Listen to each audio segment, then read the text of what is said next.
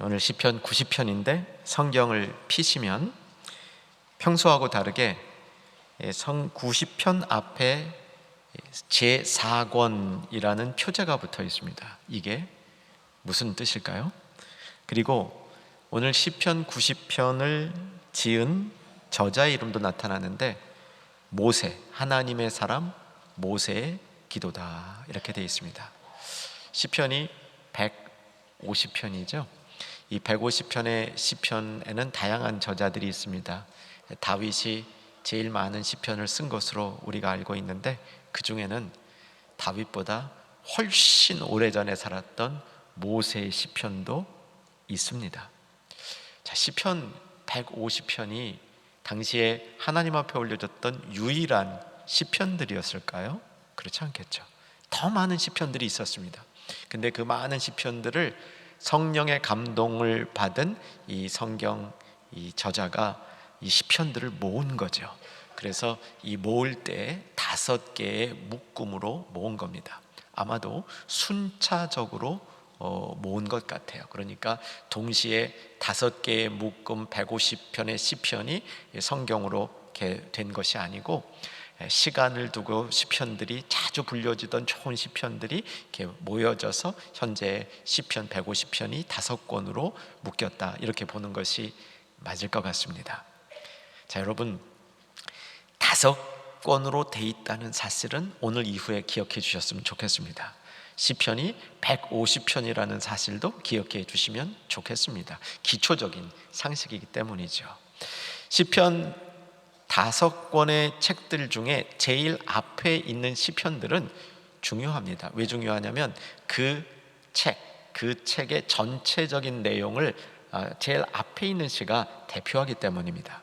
자, 오늘 90편의 시를 다루게 되는데 4권의 맨 앞에 있습니다. 그러니까 4권 전체를 둘러싸고 있는 대표적인 시다 이렇게 보시면 좋겠죠. 조금 시간을 더 들여서 5권의 시편을 매우 간략하게 요약해 드리겠습니다. 시편 1, 2편은 전체의 이제 개요같이 되고요. 3편이 첫 번째 책의 이제 첫 번 시가 되고, 그다음에 이제 첫 권이 쭉 지나간 다음에 42편에서 두 번째 시가 묶음이 나옵니다. 73편에서 세 번째, 90편에서 네 번째, 107편에서 다섯 번째. 이것까지 다 아실 필요는 없습니다. 5권이라는 사실 알고 계시면 됩니다. 첫 번째 책은 토라의 시라고 전문가들이 얘기를 해요. 토라라는 것은 율법이고요. 율법은 이제 모세 오경을 가리키기도 하는데 이것은 하나님의 길, 여호와의 도 이것에 관한 시편이라고 보시면 그 중요성을 이해할 수 있습니다. 두 번째 책은 엘로힘 하나님에 관한 책이다 이래서 하나님의 속성이 많이 나타납니다.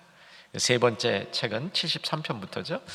이 세 번째 시편 덩어리에는 다윗이 쓴 시가 한 편밖에 안 나옵니다. 그러니까 다윗이 쓰지 않은 시는 죄다 3권에 몰려있다 이렇게 보시면 되고요. 자, 이제 오늘 말씀을 다룰 4권 90편부터 시작하는 4권은 바벨론 포로를 중심으로 즐겨 부르던 시, 그러니까 고난의 시간에 즐겨 부르던 시, 또 회복을 바라면서 즐겨 부르던 시, 그 시의 묶음이라고 볼 수 있겠습니다. 5권은 바벨론 포로에서 돌아온 다음이라고 보면 될 것 같습니다. 이제 다소 딱딱했지만 제가 자랑하는 충영교회 성도님들은 이런 학습을 매우 좋아하시므로 오늘 설교에 이제 그 도입으로 사용해 봤습니다.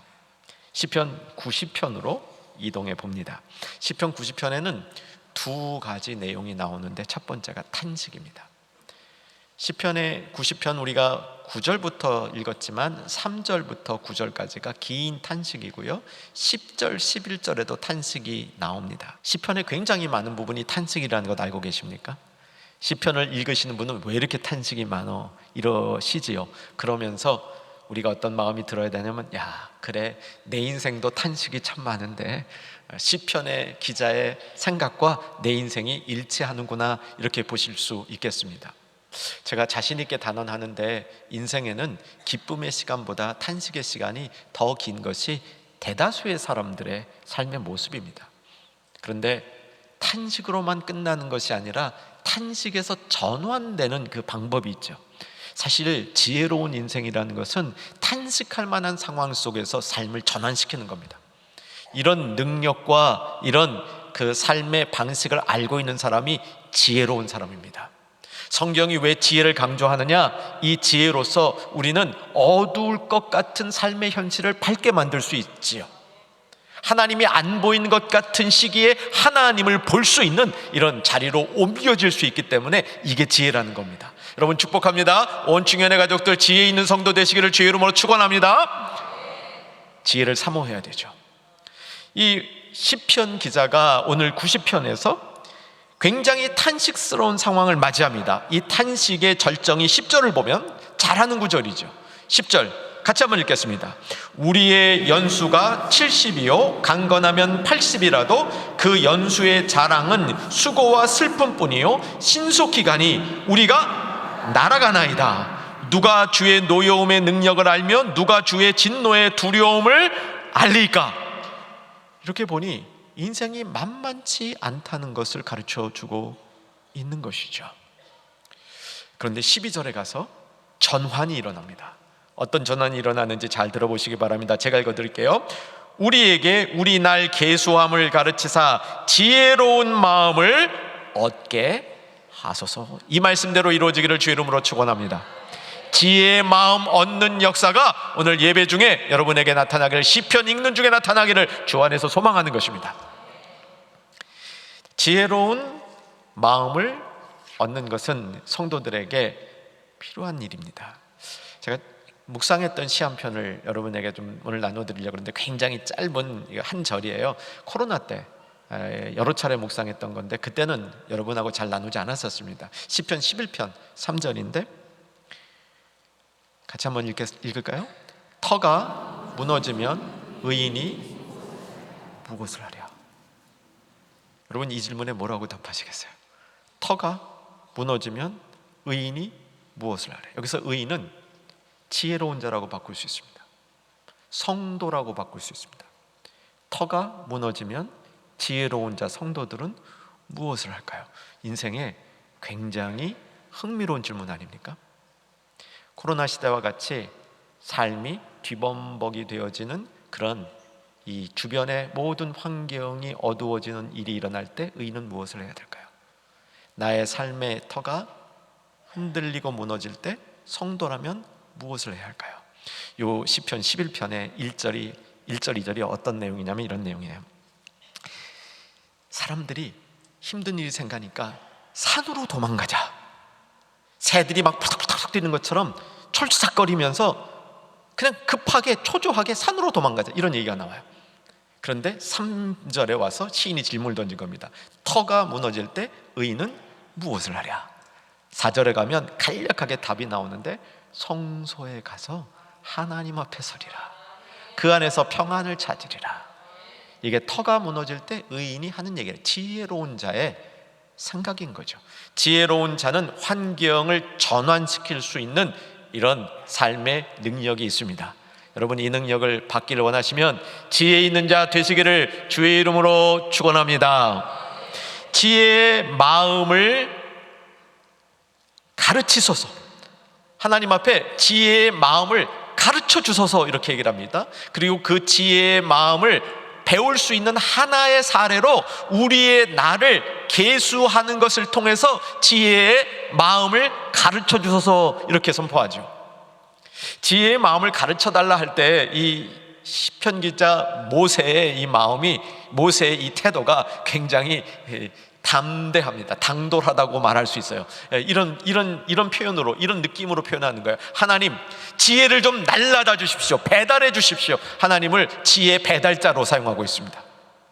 여러분 요즘에 이렇게 앱을 통해서 물건 배달하는 게 아주 많지요. 그래서 우리 민족을 배달의 민족이라고 다 아시는 얘기잖아요. 요즘 이 배달하는 게 너무 빈번하고 자연스럽습니다. 근데 모세가 하나님 앞에 지혜를 배달해 주세요. 내가 지혜를 얻는 게 아니고, 내가 지혜를 찾아가는 게 아니고, 하나님께서 지혜를 나에게 배달해 주세요. 내가 그렇게 지혜를 배우길 원합니다. 이렇게 얘기합니다. 제가 사실은 오늘 그 90편을 여러 번 읽었어요. 사실 그 전에 제가 90편을 그렇게 좋아하던 시편은 아닙니다. 시편 90편을 처음 만난 것은 30대 중반에 첫 담임 목회를 하면서 신방을 갔는데, 70세 되신 분 70세 감사 생일 예배를 드리는데 이 말씀을 딱 갖고 했어요. 70이면 강간하면 80 그러잖아요. 그 이후로 별로 이 말씀을 이렇게 제가 마음에 안 두어뒀는데, 여러분, 이게 모세의 시라는 게 잘 안 느껴져요. 그냥 읽어서 모세도 이제 금송아지 사건이 있는 것도 아니고 홍해 사건이 있는 것도 아니고 이게 왜 모세의 시일까 이렇게 느껴지는데, 이 장면에서 저는 이게 모세답다라는 생각이 들었어요. 모세가 하나님을 대면하여 보던 자죠. 그렇죠?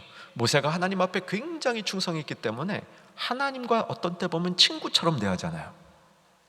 모세는 하나님 앞에 이럴 만한 것 같아. 지혜를 주시옵소서 이런 게 아니고, 하나님 지혜를 좀 저에게 배달해 주세요.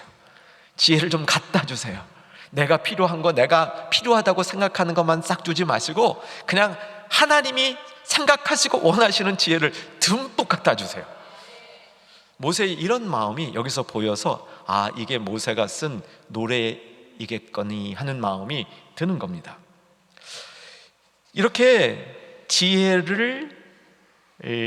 마음의 지혜를 얻는 것, 그 지혜를 얻는 것을 특별히 오늘 본문에서는 우리의 나를 계수하자.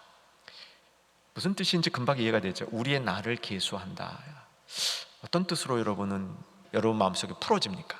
내가 살 날이 며칠 남았나 이거 계수하는 걸까요? 그거 같지는 않습니다. 우리 젊은 세대는 사실 살 날이 굉장히 길어서 이 계수한다는 것이 마음에 잘 안 나올 겁니다.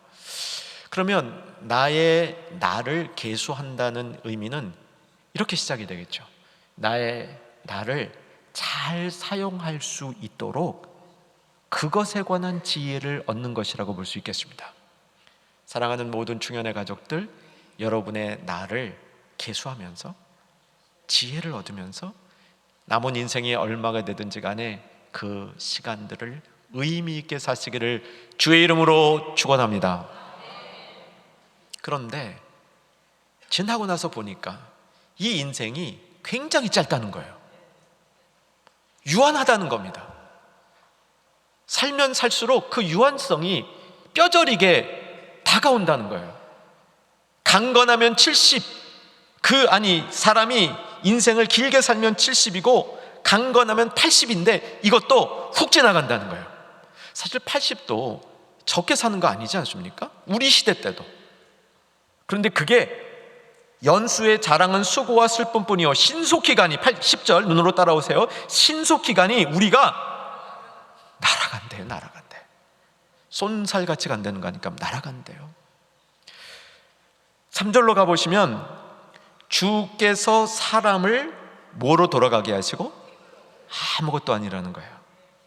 5절에 보시면 주께서 그들을 홍수처럼 쓸어가시니 홍수 난 뒤에 그 뒷자국에 아무것도 흔적이 남지 않는 것처럼 쓸어가 버린다는 거예요. 그래도 내 인생에 흔적이 좀 남겠지, 뭐라도 좀 남아있겠지. 그렇지 않을 수 있다는 겁니다. 홍수 난 뒷자리처럼 싹 없어질 수도 있는 것이 인생이라는 거죠. 길이는 또 얼마나 짧은지 4절을 보시면 주의 목전에서는 1000년이 지나간 어제 같으며 밤의 한순간 한날 같다는 거야. 한날, 딱 하루 산 것 같다는 겁니다. 그리고 들의 풀 같다는 거예요. 이렇게 인생이 짧고 유한한 시간을 사는 동안 그 의미를 잊어버리지 아니하며 허송세월하지 아니하며 게으르지 아니하며 헛된 일에 마음을 지나치게 뺏겨서 나중에 돌아보니 내가 헛수고하고 살았구나 이런 후회하지 않도록 살기 위해서 우리의 나를 계수하면서 지혜의 마음을 하나님께로부터 배달받아 하나님이 주시는 지혜로 채우라는 권면인 것이죠. 여러분, 생을 낭비하지 마시기 바랍니다. 특별히 우리 젊은 세대들 게으르지 마시기 바랍니다. 한탄하면서 낙심하면서 보내지 마시기 바랍니다. 커다란 의미가 있는 하나님의 뜻이 있기 때문인 것이죠. 두 번째, 우리의 나를 계수하면서 얻어야 할 지혜의 마음은 사실은 인생이 허망한 이유는 죄 때문이라는 겁니다. 사망이 이 땅에 들어온 것도 죄 때문이고 인생이 허무해지는 것도 죄 때문이라고 얘기하는 거죠. 본문 7절에서 9절 사이에 이 말씀을 하는데, 자, 눈으로 따라오십시다. 7절, 우리는 주의 노에 소멸되며 주의 분내심을 놀라나이다. 주께서 우리의 죄악을 주의 앞에 놓으심에 우리의 은밀한 죄를 주의 얼굴빛 가운데 두셨사오니. 같이 읽겠습니다. 우리의 모든 날이 주의 분노 중에 지나며 우리의 평생이 순식간에 다하였나이다. 그리고 10절과 11절을 다시 보게 되면 앞에 10절은 우리의 연수가 짧다는 첫 번째 깨달아야 될 지혜이고, 11절은 죄 때문에 인생이 그렇게 망가지고 어그러졌다는 두 번째 지혜를 가르쳐 주는 것이죠. 11절, 누가 주의 노여움의 능력을 알며 누가 주의 진노의 두려움을 알리이까? 죄 때문이라는 겁니다. 그러므로 우리의 날수를 계수하면서 지혜의 마음의 지혜를 깨달을 것은 죄의 문제를 해결해야 된다는 겁니다. 여러분의 죄의 문제를 주 앞에서 해결하는 복된 성도 되시기를 바랍니다.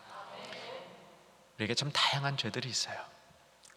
드러난 죄도 있지만 드러나지 않은 죄들도 우리에게 얼마나 많은지 모릅니다. 이웃이 잘 되는 것 은근히 배합한 죄. 지난 금요일 저녁에 시편 가지고 기도하면서 살펴봤던 거예요. 죄들이 참 많아요. 이 죄의 문제가 결국 우리 인생의 시간들을 허비하게 만든다는 겁니다. 우리 인생의 시간들이 낭비되어지고 의미 없이 지나가고 쏜살같이 지나가서 나중에 보니까 아이고 하게 되는 인생의 문제의 핵심에는 죄의 문제를 해결하지 않고는 이 문제가 해결될 수 없다는 것을 보여주고 있는 것이죠. 그림 하나 보여드리겠습니다. 제가 꽤 좋아하는 그림입니다. 이게 전에 어디 이제 외국에서 지나가다가 멋있게 생긴 건물이 하나 있어서 들어가 보니까 그림 갤러리더라고요. 제가 그때는 그림을 잘 모르던 때였습니다. 지나가다 본데 이 그림이 마음에 딱 들었어요. 사실 이 내용은 알고 있는 겁니다. 이것은 성 제롬이라는 이 4세기의 성경학자예요. 굉장한 학자로 알려져 있습니다. 얼마나 성경을 들이판, 정말 이 예수님 돌아가시고 제자들 끝난 다음에 일어났던 아마 최초의 성경학자가 아니었을까. 최초는 아니고 가장 훌륭한 그 당시까지라고 저는 보는데, 이분이 한 일들이 굉장히 많은데 그중 하나가 신구약 성경을 라틴어로 번역했는데 그 번역이 얼마나 훌륭한 번역인지 몰라요. 하여간 그런 분인데 그냥 공부에 전념했죠. 공부에 열심히 전념하면서 옆에 해골을 딱 갖다 두고 죽는다, 나 인생은 곧 끝난다, 이걸 생각하면서 자기 일을 열심히 했다는 이야기가 전설로 전해지는데, 그거를 어느 화가가 이렇게 그렸는데 제 마음에 너무 잘 그린 것 같아. 왜 잘 그렸다고 생각했냐면, 첫째, 제롬의 두 상과 해골의 모양이 아주 똑같아요. 여러분 그렇게 안 느껴지세요? 너무 비슷한 거야. 닮은 꼴로 보이는 겁니다. 그게 참 좋았어요. 둘째는 저 해골의 눈이 자꾸 나를 봐. 저 글 쓰는 저 그림 속의 주인공을 보는 게 아니라 자꾸 저를 쳐다보더라고요. 그것도 좋았습니다. 세 번째는 저 대학자가 해골을 옆에 두지만 해골을 쳐다보지 않고 자기를 열심히 하고 있습니다. 그것도 좋았습니다. 유한성이 있지만 그 유한한 인생의 틀 안에서 자신에게 맡겨진 소명을 따라 자기를 열심히 하고 있는 그런 모습이 좋았습니다. 나중에 알았는데 이 그림의 이 작가는 카라바조였습니다. 우리가 죽을 것을 알도록 가르침을 받아야 됩니다. 그래야 거기서 우리는 지혜를 배울 수 있습니다. 특별히 우리가 우리의 날수를 생각하면서 지혜를 배워야 될 것은 단순히 끝이 있다는 것만 가지고 안 됩니다. 그건 누구나 다 하는 거예요. 끝이 있다는 사실, 이 지혜만 배워서 안 됩니다. 시간이 중요하기 때문에 시간을 사용할 것을 잘해야 된다, 의미 있게 써야 된다, 맞아요. 근데 이건 세상 사람도 다 알아요. 그러면 성경이 특별히 성도들이 알아야 될 우리 나를 계수하는 지혜는 예수님의 구속사역이 우리의 시간도 구속한다는 것을 배워야 됩니다. 이해가 반쯤 되셨나요? 예수님이 우리를 구속한 것은 죄로부터 우리를 구속한 그 구속 사역 안에는 우리가 사용하는 시간에 대한 구속도 있다는 겁니다. 무슨 말이냐면 쏜살같이 빠르게 그래서 지나가고 나면 의미 없는 시간들이지만 예수님에 의해서 구속된 시간은 의미가 있는 시간으로 바뀐다는 겁니다. 여기로부터 우리는 이런 교훈을 배울 수 있습니다. 우리 시간의 중심에 예수님을 두자. 가능합니다.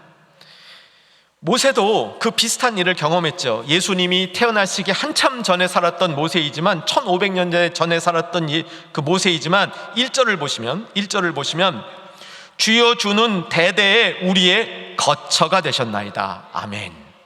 2절에 보시면 산이 생기기 전에 땅과 세계도 주께서 조성하시기 전에 곧 영원부터 영원까지 주는 하나님이시니이다. 영원하신 하나님에 대한 고백입니다.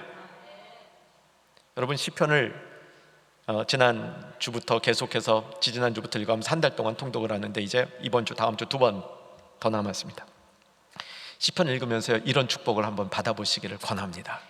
시편을 읽다 보면요 1절 2절에서 은혜가 될 때가 있어요. 시편 1절 모든 편에서 모든 시편을 읽을 때요 첫 절 다음 절에 은혜가 쏟아질 때가 있습니다. 근데 그게 어떻게 보면 특별히 은혜로운 구절이 있지 않아요. 근데 하나님에 대한 경험을 툭 던져놨는데 이게 보통 깊지 않을 때가 있어요. 이게 그런 유 중에 하나입니다. 주여 주는 대대에 우리의 거처가 되셨나이다. 정말 하나님이 내 거처가 되어주신다는 사실을 내가 고백적으로 알게 될 때 은혜가 쏟아지죠. 2절에 하나님은 영원하시다는 걸 고백합니다. 여러분도 하나님이 영원하신다는 사실을 아시죠? 고백도 하실 수 있습니까? 하나님은 영원하십니다. 고백이 되셨죠? 자, 고백하신 분들에게만 제가 질문합니다. 그 고백이 어떻게 나의 삶에 유익을 줄 수 있을까요?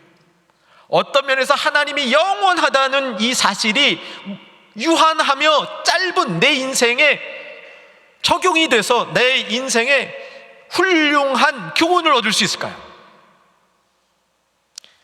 이 시편 기자가 얻은 교훈이 있습니다. 14절을 보시기 바랍니다. 14절 같이 한번 찬찬히 읽겠습니다. 아침에 주의 인자하심이 우리를 만족하게 하사 우리를 일생 동안 즐겁고 기쁘게 하소서. 그 앞에 한 얘기들이 이런 얘기였어요. 연수가 70이요 강건하면 80이라.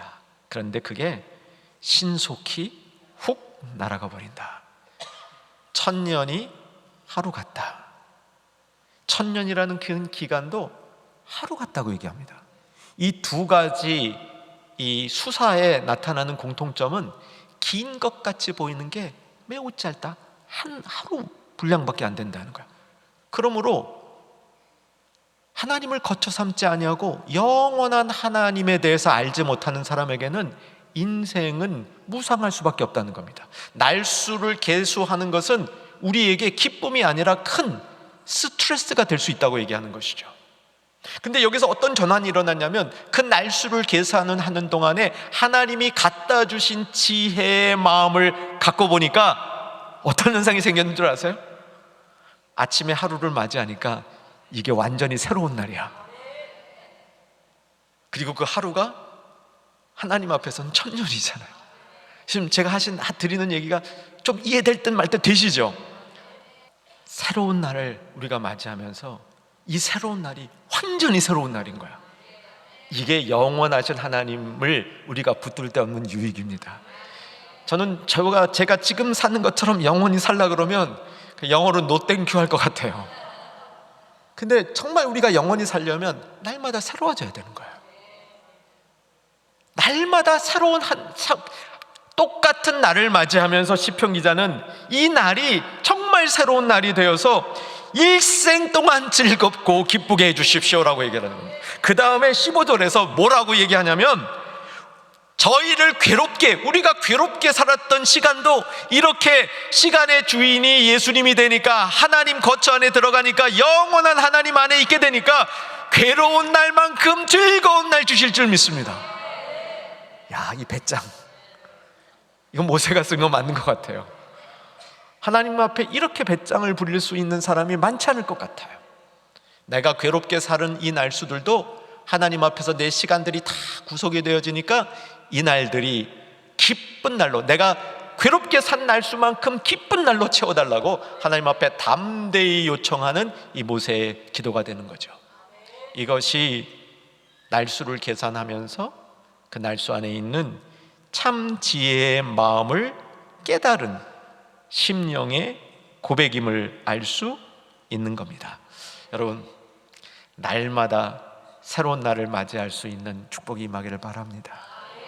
하루에 심각한 고민과 어려움이 있어도 다음 날에 완전히 새롭게 될 수 있다면 우리가 영원한 하나님의 능력을 소유한 자가 되고, 하나님의 시간이 긴 시간 가운데 우리도 참여하는 그런 인생이 되는 줄로 믿으시기 바랍니다. 은혜도 마찬가지입니다. 여러분, 은혜도요, 산날과 함께 새 은혜가 주어집니다. 어저께 은혜를 많이 받았다 하더라도요, 어저께 받은 은혜 오늘까지는 사용해도 좋은데 일주일 뒤에도 그 은혜 우려먹으려고 그러지 마시기 바랍니다. 여러분, 오늘 은혜를 많이 받았다면 그 은혜가 내일까지, 어쩌면 모레까지 갈지도 모르지만 다음 주일 되길 때 또 그 은혜 우려먹으려고 그러지 마시기 바랍니다. 어떤 분들 그래요. 3년 전에 받은 은혜 가지고 계속 우려먹으려고 그래요. 날마다 새날을 주시는 주님께서 날마다 새로운 은혜로 채워주시는 줄로 믿으시기 바랍니다. 날마다 우님이 주시는 그날의 은혜가 있는 것이죠. 자, 이제 말씀을 정리합니다. 17절을 보시기 바랍니다. 17절 같이 한번 읽겠습니다. 주 우리 하나님의 은총을 우리에게 내리게 하사 우리의 손이 행한 일을 우리에게 견고하게 하소서. 우리의 손이 행한 일을 견고하게 하소서. 이게 주의 날을 계수함으로 지혜의 마음을 가진 사람들이 하루하루를 어떻게 사는가를 보여주는 모세의 이 자기 고백이면서 교훈이죠. 우리 손이 행한 일이라는 말은 일상생활입니다. 일상생활에서 우리가 하는 일, 이걸 우리의 손이 행한 일 이렇게 표현합니다. 이거는 그냥 당시에 있었던 일반적인 표현입니다. 우리가 일상을 하루하루를 살아가는 날을 견고하게 하소서, 이 고백이에요. 인생을 길게 보니까 굉장히 허무해요. 티끌과 같고 들풀과 같고 빨리 지나고 80세를 살아도 훅 간 인생이라고 얘기합니다. 그런데 하나님 거처 안에 있다 보니, 예수님으로부터 구속된 우리의 시간을 보니 그 시간, 그 안에 있는 시간은 매우 의미 있고 그 시간은 영원히 계속될 수 있는 시간의 일부라고 설명한 겁니다. 지금 이게 시편 전체가 아니에요. 굉장히 어렵죠. 이게 보통 만만치 않은 시입니다. 그런데 그 안에 내린 최종적인 삶의 제시가 뭐냐면, 그러므로 우리는 하루하루를, 우리에게 주어진 한날 한날을 견고하게 하옵소서라고 산다는 거예요. 여러분, 이것도 여러분 기도 제목으로 한번 바뀌어봤으면 좋겠어요. 하루를 살 힘을 주시옵소서, 이렇게 기도하는 것도 가능하지만 나의 하루가 견고하게 하옵소서, 모세의 기도처럼 견고하게 하옵소서. 이 견고한 것은 하나님 계신 곳으로 우리가 들어갈 때 일어나는 현상이에요. 내가 필요한 것을 하나님이 공급해 줄 때 일어나는 현상이 아니고, 하나님의 견고한 세계 안으로 내가 들어갈 때, 이때 고백할 수 있는 겁니다. 내가 행한, 손으로 행한 일이, 하루하루의 삶이 견고해지므로 우리의 일생이 차곡차곡 쌓아져 가되, 우리의 인생 자체는 허무한 것이지만 우리의 날수를 계수하는 마음의 지혜를 하나님으로부터 배달받아서 우리의 삶이 영원하신 하나님의 통치 아래 거하는 복된 인생이 되기를 주의 이름으로 축원합니다.